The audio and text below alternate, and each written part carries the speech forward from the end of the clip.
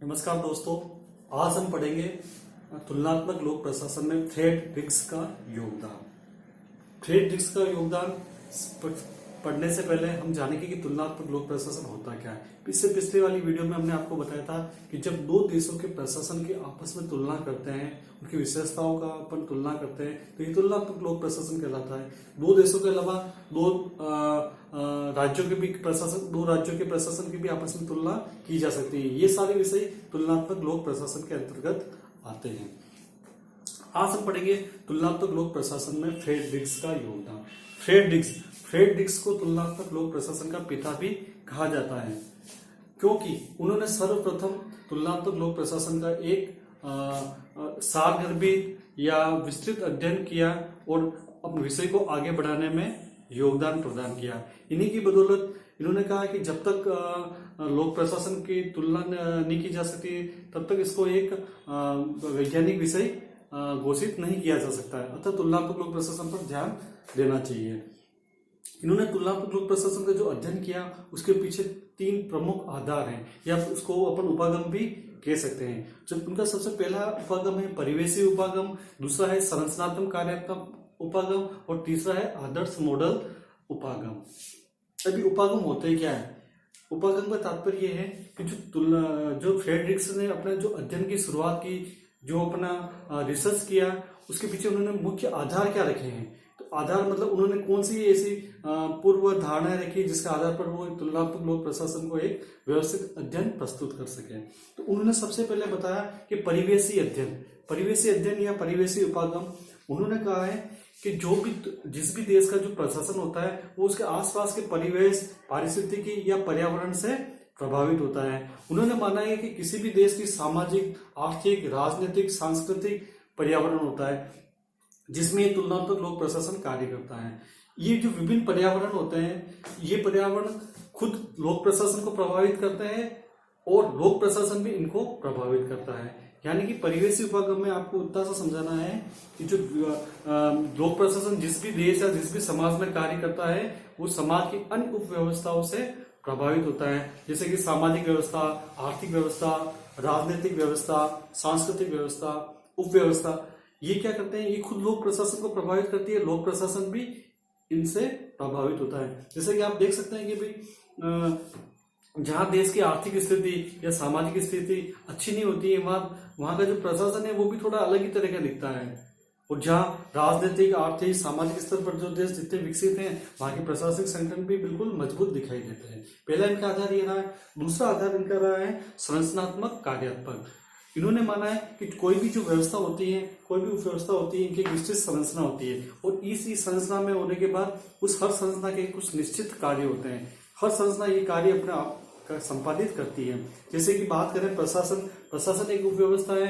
ये प्रशासन समाज में विभिन्न प्रकार के आर्थिक, राजनीतिक, सामाजिक, सांस्कृतिक, सांकेतिक ये कार्यों को संपादित करते रहते हैं। तो ये एक दूसरे को प्रभावित करते रहते हैं। यानी कि समाज में जो उपव्यवस्था होती है, इनके विभिन्न कार्य होते हैं, जो कार्य ये सामाजिक संस्थाएं निष्पादित करती रहती है। तीसरा है कि अपने सारे अध्ययन करने के बाद उन्होंने अपना कुछ मॉडल दिए। मॉडल के आधार पर उन्होंने निकाला कि विभिन्न प्रकार के समाज में विभिन्न प्रकार की प्रशासनिक व्यवस्था होती है और इनकी अलग अलग विशेषता होती है। ये इनके प्रमुख आधार है। आपको परीक्षा में पूछा जाएगा कि फ्रेडरिक्स ने जो अपना अध्ययन किया तुलनात्मक लोक प्रशासन का, उसके पीछे मुख्य आधार क्या है, मुख्य उपागम क्या है। तो आप इन तीनों उपागम को लिख के समझा सकते हैं: परिवेशी उपागम, संरचनात्मक कार्यात्मक उपागम और आदर्श मॉडल। ये उपागम का विस्तृत वर्णन करने के बाद जो रिक्स का सबसे बड़ा जोर रहा तुलनात्मक लोक प्रशासन में, जो उनके अध्ययन को सबसे ज्यादा पढ़ाया जाता है, ज्यादा उपयोगी है, वो है आदर्श मॉडल निर्माण।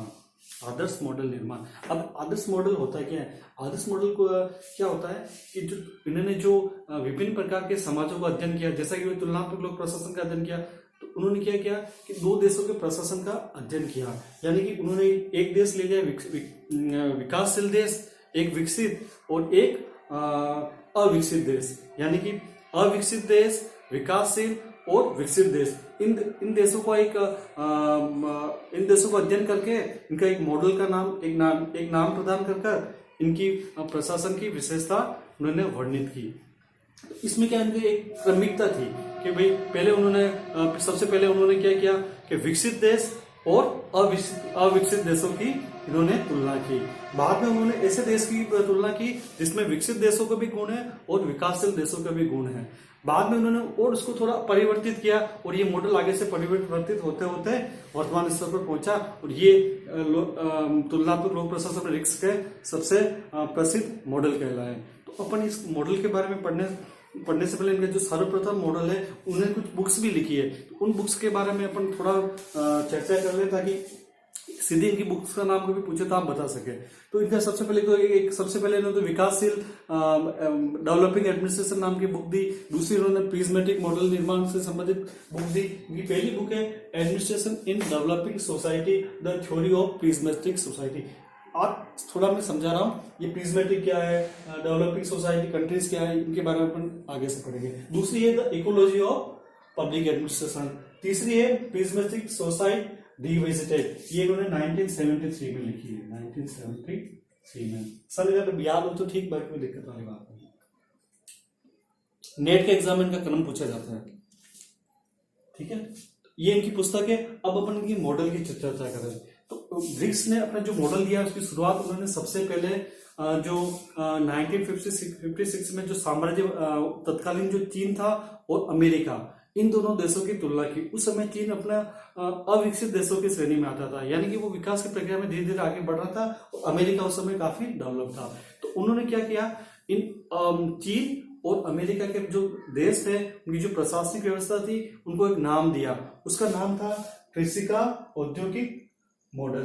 कृषि का तात्पर्य तो चीन कृषि प्रधान देश था और ये जो अमेरिका था वो उद्योग प्रधान था, इसलिए इसको औद्योगिक का मॉडल भी कहा जाता है। इसको इंग्लिश में कहा एग्रिया इंडस्ट्रिया मॉडल, एग्रिका इंडस्ट्रिया मॉडल भी कहा जाता है। ये इन्होंने 1956 में दिया। उसके बाद उनको लगा कि भाई लगने से पहले जब इनकी समाज की जो विशेषता होती है ना, वो आप यही देख लो कि आज अपने देश की, यानी कि अपने देश तो भी विकासशील देश कहलाता है, यानी कि जो अविकसित देश होते हैं जैसे काफी अफ्रीकी के देश है और अमेरिका के देशों के बीच में जो समाज की प्रशासन की क्या विशेषता है वही विशेषता उन्होंने बताई। आगे चलकर उन्होंने देखा कि भाई देश है ना दो तरह के तो होते हैं, विकसित और अविकसित। उसके बाद उन्होंने एक तीसरा देश और प्रदान किया, देश के बारे में या प्रशासन के बारे में बताया, वो संक्रमणकाली था, यानी कि जिसमें विकसित देश की भी विशेषता हो, जिसमें विकासशील देश की भी व्यवस्था हो। इन्होंने उसको संक्रमणकाली समाज भी कहा तथा इसको आगे इसका नाम और उन्होंने चेंज करके इसका नाम उन्होंने रख दिया फ्यूज प्रिज्मेटिक डिफ्रेक्टेड समाज, यानी कि इसको हिंदी में कहते हैं संलयित, प्रिज्मेय और विवर्तित समाज। विवर्तित क्या नाम दिया इन्होंने मॉडल, कृषि का संक्रमणीय औद्योगिक मॉडल।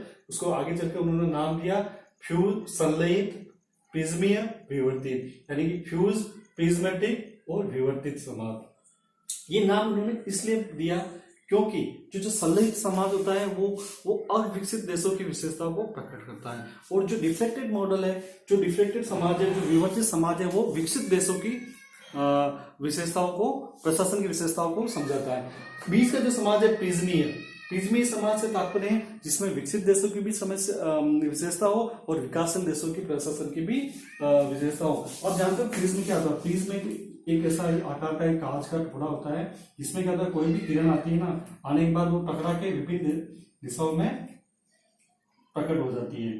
तो जो ये किरण यहाँ से शुरुआत हो रही है और यहाँ समाप्त हो रही है, तो जो ये देश है, ये देश इनको, इस देश को इन्होंने फ्यूज समाज कहा, फ्यूज। इसको इन्होंने प्रिज्मेटिक समाज, प्रिज्मेटिक, और इसको इन्होंने कहा विवर्तित समाज, डिफ्रेक्टेड, विवर्तित समाज। अब समझ गए ना इसका नाम क्यों पड़ा है संलयित, प्रिज्मीय, विवर्तित मॉडल क्यों पड़ा है?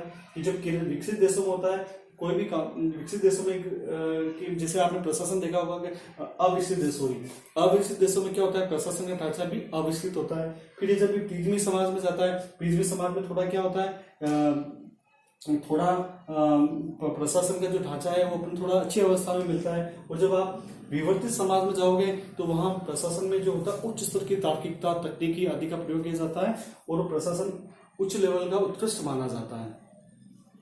इसलिए इस मॉडल का नाम क्या पड़ गया, संलयित, प्रिज्मी, विवर्तित। अब आपको एग्जाम में ये पूछ सकते हैं कि फ्यूज या संलयित, प्रिज्मी या विवर्तित मॉडल या फ्यूज, प्रिज्मेटिक, डिफ्लेक्टिक समाज की विशेषता बताओ। तो यहाँ आपको ध्यान देना है कि दिमाग में इतना सा रखना है, ध्यान देना है, संलयित समाज या फ्यूज समाज से तात्पर्य अविकसित देश, प्रिज्मेटिक से तात्पर्य विकासशील देश और विवर्तित समाज से तात्पर्य विकसित देश। इन देशों में जो जो व्यवस्था आप अपने दिमाग से सोच सकते हो वो वहां लिख सकते हो, ठीक है ना। तो अब ये जो संलयित समाज की अगर बात करें तो ये अफ्रीकी देशों की विशेषता आप लिख सकते हो। प्रिज्मी समाज के तो भारत के जो भी प्रशासन की जो विशेषता है उसके बारे में आप लिख सकते हो, और विवर्तित समाज के बारे में अमेरिका की प्रशासनिक समाज की जो भी व्यवस्था है, उनकी जो विशेषता है उनके बारे में आप लिख सकते हो। अब आगे आता है कि जो इनकी जो अध्ययन का जो सबसे ज्यादा ध्यान रहा था ना इनका फ्रेडरिक्स का, वो था प्रिज्मी समाज पर था। प्रिज्मी समाज से तात्पर्य विकासशील देशों का अध्ययन। तो आपको पूछा जा सकता है कि फ्रेडरिक्स ने तुलनात्मक लोक प्रशासन में किस प्रकार के समाज पर सबसे ज्यादा अध्ययन किया। तो आप उसको क्या कह सकते हो, प्रिज्मी समाज या प्रिज्मी समाज से तात्पर्य, प्रिज्मी समाज से तात्पर्य है विकासशील समाज। अब देखो प्रिज्मी समाज की या प्रिज्मी समाज में जो प्रशासन होता है उसको एक उपव्यवस्था माना है, प्रशासनिक उपव्यवस्था। उसमें उन्होंने क्या किया, जो प्रशासनिक उपव्यवस्था होता है ना उसका एक नाम दिया, साला मॉडल। साला आपसे पूछा जा सकता है साला क्या है, साला ये स्पेनिश शब्द है साला, ठीक है ना, स्पेनिश शब्द है साला। अब ये साला क्या है, साला से क्या तात्पर्य है। अगर जब भी आपसे एग्जाम में पूछा जाए साला क्या है तो आपको इतना सा बताना है कि फ्रेडरिक्स द्वारा जो प्रिज्मी समाज की जो प्रशासनिक उपव्यवस्था का अध्ययन किया गया या वर्णन किया गया, उस प्रशासनिक उपव्यवस्था को साला कहा जाता है। या विकासशील देशों की जो प्रशासन होता है उसको उन्होंने साला नाम दिया कि विकासशील देशों में जो प्रशासन होता है ना उनकी विशेषता क्या है, तो उन्होंने उस शब्द को नाम क्या दिया, साला। तो साला से तात्पर्य है विकासशील देशों की प्रशासनिक व्यवस्था, ठीक है ना। तो विकासशील देशों की प्रशासनिक व्यवस्था क्या होती है, तो विकासशील देशों की प्रशासनिक या सामाजिक व्यवस्थाओं को उन्होंने कुछ नाम देके, कुछ टेक्निकल शब्द देके वर्णन किया। इसमें उन्होंने पहला बताया विजातीयता होती है, दूसरा उन्होंने बताया उसमें औपचारिकता होती है, तीसरा उन्होंने अतिराव बताया। अब अतिराव में भी उन्होंने बहुत सारे क्लेट्स, बहुसंप्रदायवाद, बाजार कैंटीन मॉडल, ऐसे बहुत से शब्दों को उन्होंने प्रयोग किया। तो आपको एक एक टेक्निक, दो नंबर में एक एक शब्द का अर्थ पूछा जा सकता है, या फिर एक बड़ा प्रश्न बन के आ सकता है कि साला व्यवस्था का विस्तृत वर्णन कीजिए या प्रिज्मी समाज को समझाइए। तो वहां आपको है ना प्रिज्मी समाज का जो विशेषता है ना एक एक इनको आपको विस्तृत वर्णन करना पड़ेगा। इसमें पहली बात करें विषम जातीयता। विषम जातीयता से तात्पर्य है कि यहाँ पर जो प्रशासनिक व्यवस्था या सामाजिक व्यवस्था होती है वो अलग अलग तरह की होती है। अलग अलग तरह की मतलब यहाँ पर अगर देखा जाए तो विकसित देशों की व्यवस्था भी मिलती है और विकासशील देशों की व्यवस्था भी विकासशील देशों की प्रशासनिक व्यवस्था है, विकासशील देशों की जो सामाजिक व्यवस्था होती है उनकी जो विशेषता है वो दोनों पाई जाती है और एक साथ रहती है। लोग कंफ्यूज होते हैं किसको अपनाएं किसको छोड़ें। उन्होंने प्रशासनिक व्यवस्था को लिए भी उन्होंने एक जो प्रशासन होता है ना, प्रशासनिक संस्था है, उनका उन्होंने एक नाम साला दे ही रखा है प्रशासनिक व्यवस्था का। उन्होंने कहा कि इसमें जो प्रशासनिक संस्था होती है ना, विकसित देशों की तो होती है विकसित देशों की प्रशासनिक संस्था, विकसित देश और विकासशील देशों की जो प्रशासनिक संस्था होती है उसका उन्होंने चैम्बर और ब्यूरो नाम दिया। चैम्बर से तात्पर्य है जो विकासशील देशों में जो प्रशासनिक ढांचे होते हैं ना, संस्था होती है, उनको उन्होंने चैम्बर कहा है, और विकासशील देशों के प्रशासनिक संस्थाओं को उन्होंने साला कहा है, और जो विकसित देश है उनकी प्रशासनिक व्यवस्था को संस्थाओं को उन्होंने ब्यूरो कहा। तो यहाँ पर चैम्बर और ब्यूरो की दोनों विशेषताएं पाई जाती हैं। चैम्बर से तात्पर्य समझ गए ना, चैम्बर विकासशील देशों की प्रशासनिक संस्था है और ब्यूरो है विकसित देशों की प्रशासनिक संस्था है, और साला इन दोनों का मिला जुला रूप, ठीक है। दूसरा है इनको औपचारिकता। औपचारिकता जैसे फॉर्मेलिटी करते हैं ना कि भाई कहता क्या है करता क्या है, वैसे यहाँ की प्रशासन होता तो किस लिए करता किस और के काम, कोई और काम, यानी कि व्यवहार में तो उनको जो अधिकार दे रखे होते हैं ना कि इनके अधिकारों का प्रयोग करना है, वो उनका उस तरह से प्रयोग नहीं करके किसी और ढंग से करते हैं। आप जानते हैं जैसे प्रशासन में कितना वो भ्रष्टाचार या कार्य में देरी जो होते हैं ना, वो क्या कहलाती है औपचारिकता। कि प्रशासन होता तो अपने लिए, लेकिन अपने लिए समस्या हमारी समस्या सुलझाने के लिए होता है, लेकिन वो हमारी समस्या बढ़ा देता है। इसको क्या बोलते हैं? औपचारिकता, यानी कथनी और करनी में अंतर। ठीक है। तीसरा है परस्पर व्याप्ति। इन समाज में क्या होता है कि कुछ विशेषता होती है जो ओवरलैपिंग होती है, यानी एक दूसरे पर व्याप्त होती है। ठीक है। जैसे उन्होंने नाम दिया भाई भतीजावाद। आप जानती हो प्रशासन या भर्ती प्रक्रिया में भाई भतीजावाद चलता है। जो कोई भी इंटरव्यू बोर्ड है, कुछ भी हो, अगर मान लो मिलने वाला हो तो आगे से आगे लोग अपनी पद के प्रभाव का प्रयोग करती हैं। इससे क्या होता है? भाई भतीजावाद। दूसरा है बहुमानिकता, यानी कि भी वहाँ स्टैंडर्ड अलग अलग है।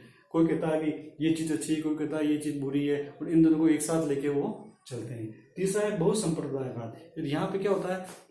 ऐसे ऐसे लोग, ऐसे ऐसे समाज, ऐसे ऐसे जाति आपस में निवास करती हैं जो एक दूसरे को पसंद नहीं करती है, यानी कि दुश्मन वाली भावना रखते हैं, फिर भी वो एक साथ रहते हैं। ये समाज में विशेषता है। और बाजार कैंटीन मॉडल का मतलब यहाँ जो इस प्रशासन, इस जो समाज होता है ना, प्रिजीव समाज, वहाँ की आर्थिक व्यवस्था कैसी है?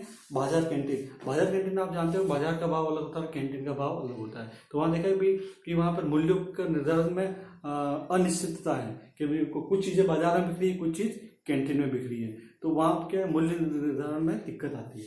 फिर बोला प्राधिकार बनाम नियंत्रण। इसका तात्पर्य है कि जो यहाँ की जो प्रशासनिक व्यवस्था है ना, उन पर राजनीतिकों का प्रभाव कम है। व्यवहार में तो क्या होना चाहिए कि राजनीतिक व्यवस्था का प्रशासनिक व्यवस्था पर पूर्ण नियंत्रण होना चाहिए, लेकिन इन समाज में क्या देखा गया है कि जो प्रशासनिक संस्था है उनका जो नियंत्रण होता है ना, वो राजनीतिक व्यवस्था पर होता है। तो ये इन्होंने क्या किया कि इन्होंने ये कुछ टेक्निकल शब्द दिए। अब ये एक बहुसंप्रदायवाद है ना, वहां पर इन्होंने क्या एक शब्द काम में लिया, क्लेक्ट्स। यहाँ लिख रहा हूं मैं बड़े अक्षरों में, क्लेक्ट्स का दो शब्द मिला है, क्लब और सेक्टर। ठीक है ना। पृथ्वी समाज में क्लेक्ट्स पाए जाते हैं। क्लेक्ट्स का तात्पर्य है कि यहाँ पर विभिन्न समाज और विभिन्न जातियों के लोग आपस में एक दूसरे पर द्वेष भावना रखते हैं, फिर भी एक साथ रहते हैं। इनको इन्होंने क्या कहा? क्लेक्ट्स कहा। ठीक है। ये हो गया फ्रेडरिक्स के जो प्रमुख मॉडल है, उनकी विशेषता है, उनके आधार और उनकी जो प्रमुख पुस्तकें कौन कौन सी है। ये जो तुलनात्मक लोक प्रशासन फ्रेडरिक्स का जो योगदान आपको पूछा जाएगा, एक चार्ट बना लेना, या तो इसकी स्क्रीनशॉट ले लें, या फिर ऐसा चार्ट बना के उसको आप देख लें, और इन मॉडल को ऐसे क्रम में याद कर लें। इनकी जो विशेषता है उसको ऐसे कैसे याद कर लें, वो अपनी भाषा में इनको आप लिख सकते हो। ठीक है, धन्यवाद। आज का जो ये टॉपिक था, समाप्त हो। आज के जीके की बात करें तो जैसा कि आप जानते हैं कि आज राजस्थान में जो सत्ता में जो भी कुछ चल रहा है उठा पटक, उसके पीछे जो मुख्य आधार क्या है? उसके पीछे मुख्य आधार है दल बदल विरोधी अधिनियम। क्या है? दल बदल विरोधी अधिनियम। ये क्या है? दल बदल विरोधी अधिनियम क्या है? 10वीं अनुसूची क्या है? तो ध्यान देना वाली बात यह है कि भाई जो भी राजनीतिक दल के लोग, कुछ लोग मान लो वो अपना पार्टी बदल के दूसरी पार्टी में जाना चाहें या दूसरा दल बनाना चाहे, तो उन पर क्या लगता है? दल बदल विरोधी अधिनियम लगता है, और उसके तहत इनकी सदस्यता समाप्त की जा सकती है। तो दल बदल अधिनियम आया कब? तो दल बदल अधिनियम 1985 में 52वें संशोधन, 1985 में 52वें संविधान संशोधन के तहत संविधान की 10वीं अनुसूची जोड़ी गई। 10वीं अनुसूची नाम से बदला, 10वीं, 10 से दल बदल। ये परीक्षा की तरफ से इम्पोर्टेंट है, काफी एग्जाम में पूछा जाता है कि 10वीं अनुसूची किससे संबंधित है। तो आप क्या कह सकते हो? दल बदल विरोधी अधिनियम, इसको एंटी डिफेक्ट लॉ भी कहते हैं। तो आप इसको कब सम्मिलित किया गया? 1985 में 52वें संविधान संशोधन के द्वारा 10वीं अनुसूची सम्मिलित की गई, और ये क्या कहलाता है? दल बदल विरोधी अधिनियम कहलाता है। धन्यवाद।